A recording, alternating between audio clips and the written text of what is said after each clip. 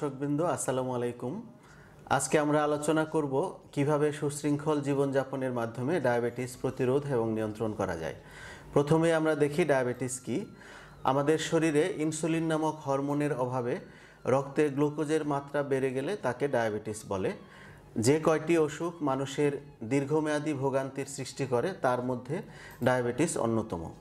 বাংলাদেশ সহ সারা বিশ্বেই ডায়াবেটিস রোগীর সংখ্যা ক্রমাগতভাবে বেড়ে চলেছে।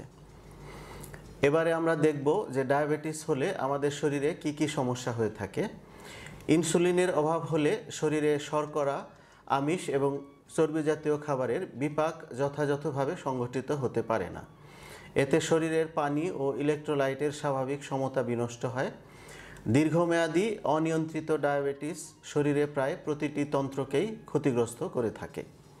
ডায়াবেটিস হলে বেশিরভাগ ক্ষেত্রে কিডনি, হৃৎপিণ্ড, চোখ, কান, ত্বক, স্নায়ুতন্ত্র, অস্থিসন্ধি এবং প্রজননতন্ত্রের স্বাভাবিক কার্যক্ষমতা ব্যাহত হয়ে থাকে। ডায়াবেটিস শরীরে রোগ প্রতিরোধ ক্ষমতা কমিয়ে দেয় এবং ইনফেকশনের ঝুঁকি বাড়িয়ে দেয়। কখনো কখনো স্ট্রোক, অন্ধত্ব, অঙ্গহানি কিংবা মৃত্যুর মতো মারাত্মক জটিলতা সৃষ্টি করে। দর্শকবৃন্দ, এবার আমরা দেখব ডায়াবেটিসের কারণ কী।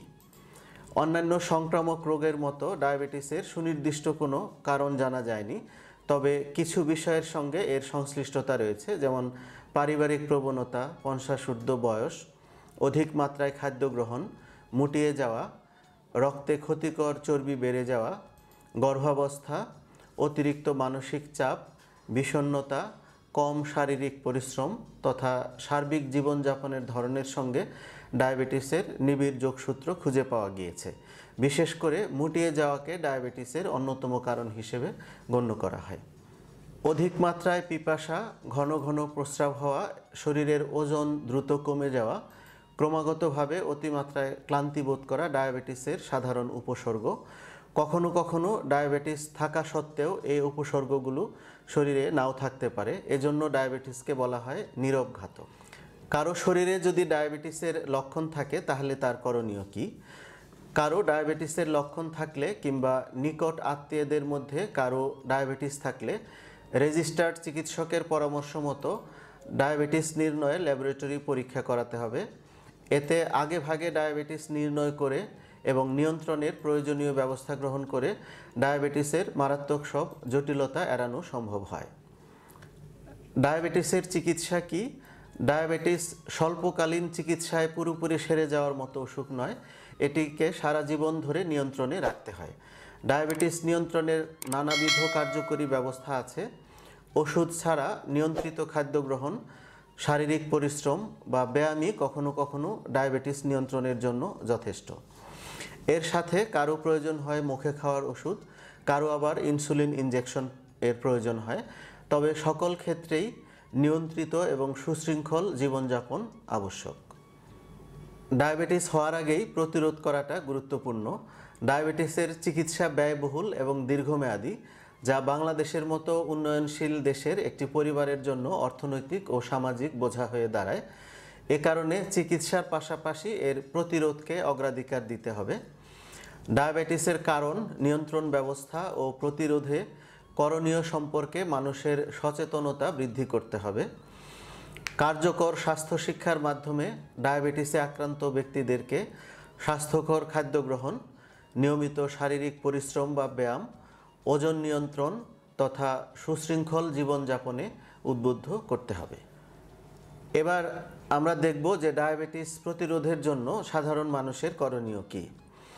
ডায়াবেটিস প্রতিরোধ করতে এবং ডায়াবেটিসের জটিলতামুক্ত সুন্দর জীবনের অধিকারী হতে কতগুলো টিপস মেনে চলা প্রয়োজন।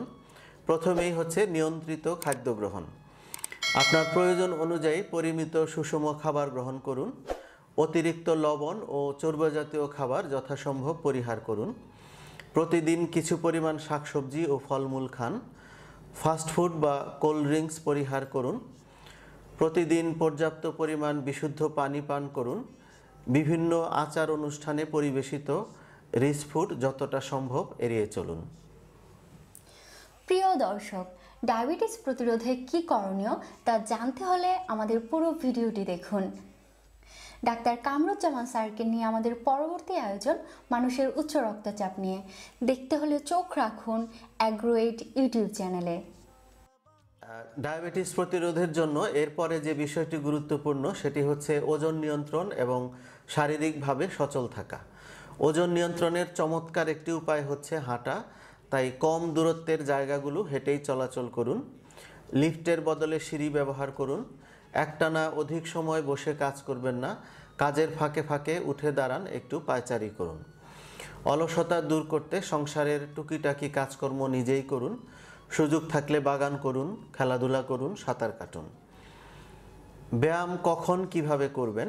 সপ্তাহে ৩-৪ দিন কিছু সময় ফ্রি হ্যান্ড বা যন্ত্র ছাড়া ব্যায়াম করুন। প্রয়োজনে বিশেষজ্ঞের পরামর্শ অনুযায়ী আপনার জন্য উপযুক্ত ব্যায়াম নির্বাচন করুন, কারণ সকল ব্যায়াম সবার জন্য উপযুক্ত নয়। ব্যায়াম করছেন এ ধারণা মাথায় রেখে অতিরিক্ত খাদ্য গ্রহণ করবেন না। কোমরে চওড়া বেল্ট ব্যবহার করতে পারেন, তাতে চর্বি দ্রুত বাড়তে পারবে না। প্রচলিত বিজ্ঞাপনের চমকে আকৃষ্ট হয়ে দ্রুত চিকন হওয়ার ওষুধ বা যন্ত্র ব্যবহার করবেন না, এতে আপনার অমঙ্গলের আশঙ্কাই বেশি। প্রয়োজনে বিশেষজ্ঞের পরামর্শ মতো আপনার মুটিয়ে যাওয়ার কারণ এবং মাত্রা নির্ণয় করে আপনার নিজস্ব খাদ্য তালিকা তৈরি করুন। আর ডায়াবেটিসে আক্রান্ত হয়ে থাকলে বিশেষজ্ঞ চিকিৎসকের পরামর্শ মতো চিকিৎসা গ্রহণ করুন। ওষুধ, ব্যায়াম, পরিমিত খাদ্য গ্রহণ তথা সার্বিক জীবনযাপন সংক্রান্ত রেজিস্টার্ড চিকিৎসকের সুনির্দিষ্ট ও বিজ্ঞানসম্মত পরামর্শ মেনে চলুন।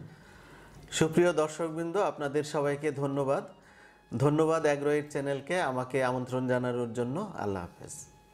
দর্শক, আশা করি আমাদের অনুষ্ঠানটি আপনাদের ভালো লেগেছে এবং আপনারা উপকৃত হয়েছেন। আপনারা ভালো থাকবেন, সুস্থ থাকবেন। আল্লাহ হাফেজ।